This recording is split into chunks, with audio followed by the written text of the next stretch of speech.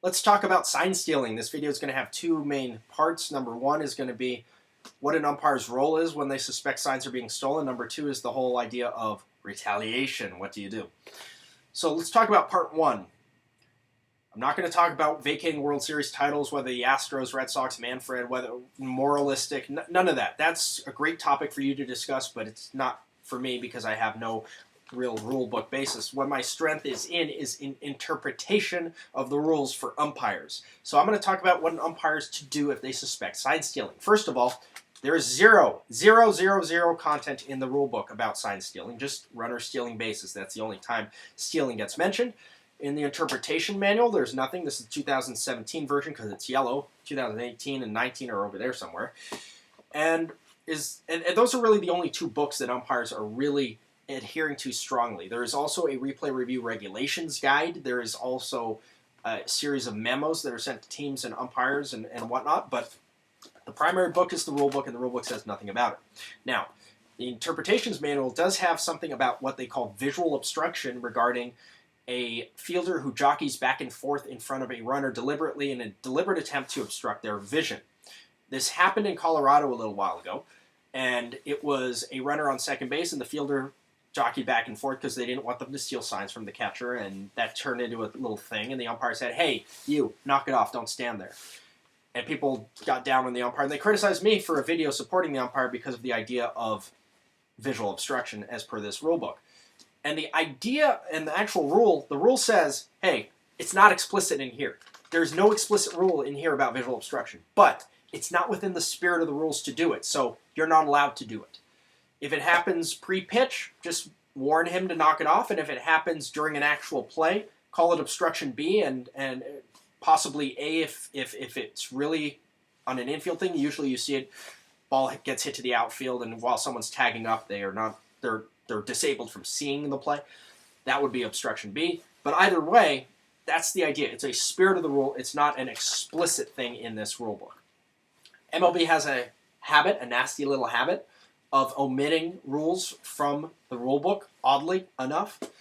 Every other sport, when they adopted replay, that would be basketball, football, hockey, etc., they added a section to their rule book about replay. MLB, very notably, did not touch the official baseball rules. It doesn't mention replay. It doesn't talk about video review whatsoever. So the playing rules that the umpires are to enforce have nothing to do with replay. And even though the umpires are supposed to do stuff about replay, it's all policies, memos, and regulations, but not rules. So that's fun. And of course, then the problem is that MLB made two fateful decisions back in 2013-14. 2014 replay gets introduced. They made two fateful decisions. Number one, instead of adding a fifth umpire to every crew, they said, we're going to save money. We're not going to hire all of those people. We're going to just spend up front on this replay review center in New York. And instead of a fifth umpire in the press box or wherever in each stadium reviewing plays that they want to review, we're going to have the onus be on teams to challenge things that go to New York. And in order to help them accomplish this, we'll give them replay review video screens and rooms in the clubhouse. Oh boy, that's fun.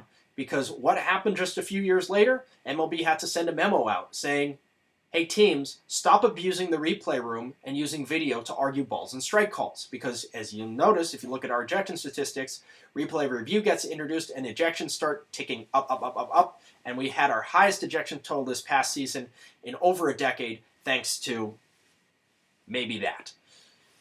So good job there. The second problem, of course, as we mentioned, nothing in this book about replay, which means nothing in this book to give any umpire any basis to do, well, anything.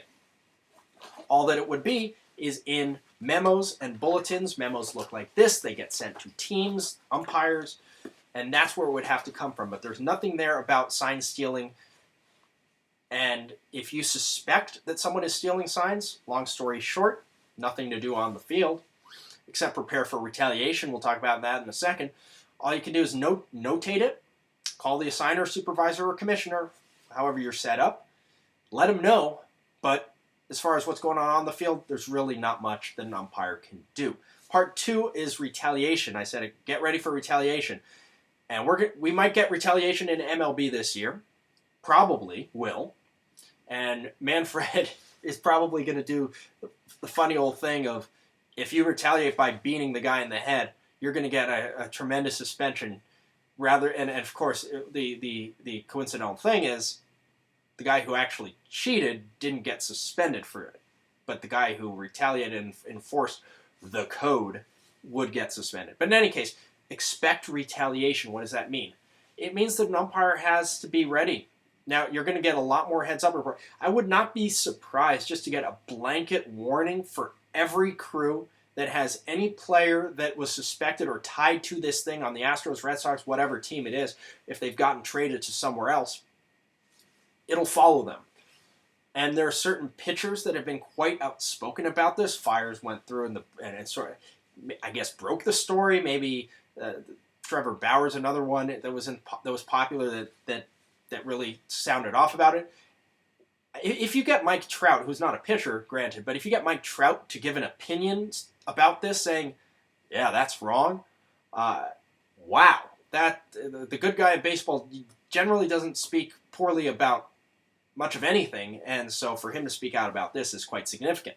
So umpires can't really do much as far as the sign stealing goes, but they have to prepare for the retaliation on the back end. Umpires know better than anyone, perhaps with the exception of the pitcher, but you can't really count on the pitcher to be honest here, whether a pitch was intentionally intended to hit a batter or throwing at. So I anticipate we might have a slight uptick, especially earlier in the season, for hit by pitch or throwing at ejections. Maybe warnings would come first, but depends really how the pitcher executes the beanball. So it's a tough situation because the rules handcuff the umpires when it comes to trying to crack down on sign stealing, yet it wants them very explicitly and deliberately to enforce the throwing at intentionally pitch at batter rule. So anyway, we'll look towards the season with this in mind, that an umpire is not really allowed to enforce much of the potential, not necessarily, I guess you could call it an unwritten rule, but again, according to a memo, it's written. But again, the memo is not a rule, so it is an unwritten rule, right? Umpire can't enforce the unwritten rules, but the umpire has to stand by to enforce potential retaliation that is in violation of the official baseball rules regarding intentionally pitching at a batter. This will be a fun season to see what happens with there. Again, it's sort of like hockey. I come from hockey, so I know hockey.